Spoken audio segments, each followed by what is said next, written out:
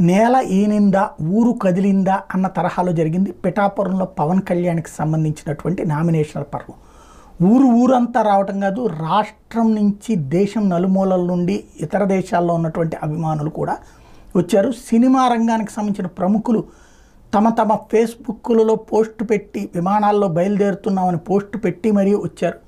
ఆ స్థాయిలో పవన్ కళ్యాణ్కి అపూర్వమైనటువంటి తోడు నిలబడ్డారు.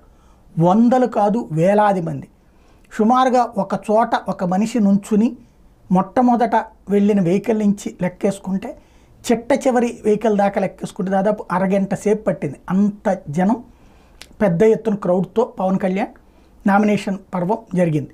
అదే సందర్భంలో పవన్ కళ్యాణ్కి సంబంధించి ఆస్తులు అప్పులు గురించి లెక్క ఆటోమేటిక్గా రేపటి పత్రికల్లో వస్తాయి. అయితే ఇది సోషల్ మీడియా యుగం కాబట్టి ఈలోపు ముందే చూసుకోవచ్చు మనం.